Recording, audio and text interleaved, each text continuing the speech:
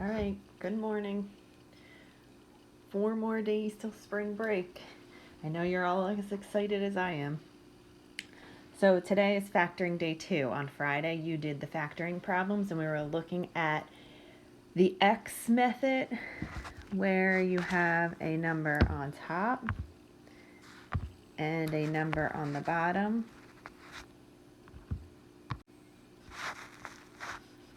And that number on the top is what we're multiplying by, and the number on the bottom is what we're adding. And you were looking for two numbers, okay? And we also said that when you have those two numbers, we put it into the factors.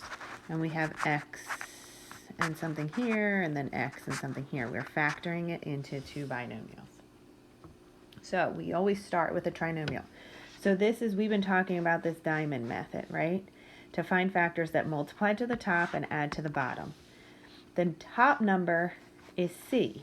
So when we're looking at this x squared plus bx plus c, that top number was always c.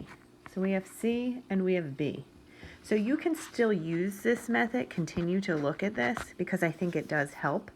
But we want it to show you what the signs mean. So you can also look at the signs, because we're going to start saying multiply to c, and add to b.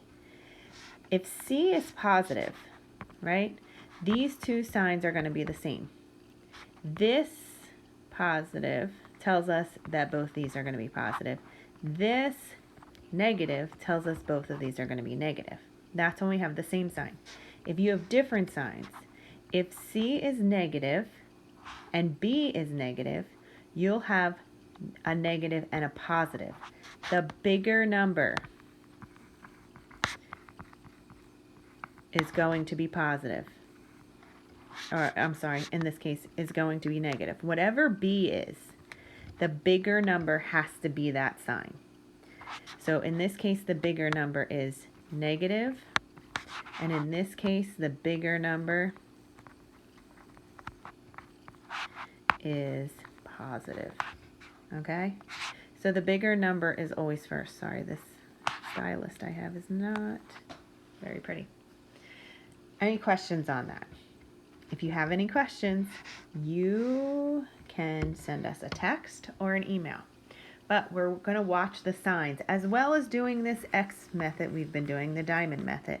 We're also going to keep an eye on the signs, because the signs might help us lead us in the right direction. And some of you should be starting to see these pretty easily. You might not have to be looking at the factor chart anymore as much as you were. But you may always use that factor chart to help you.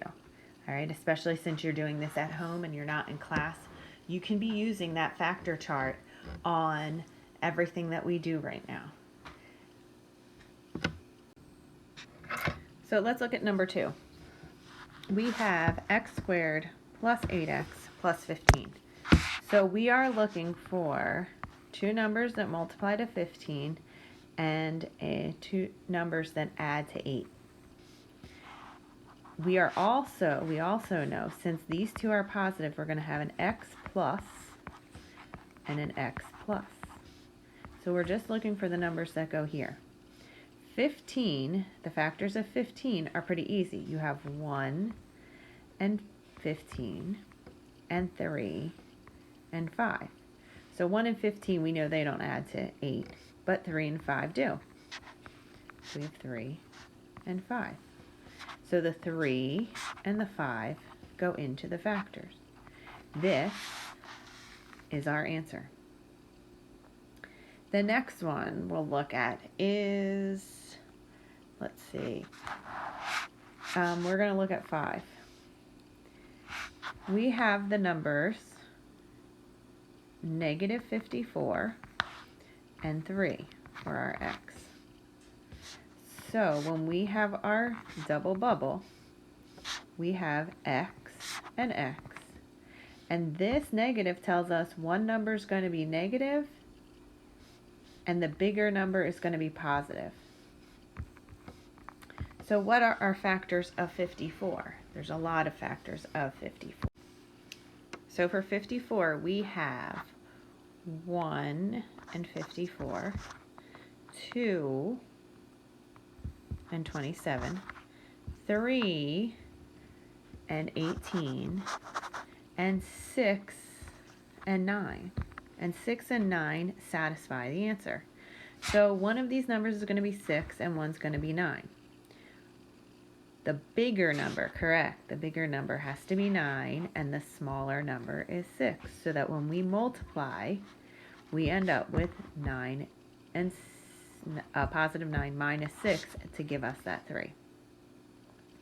You will be doing the rest of these problems on your own.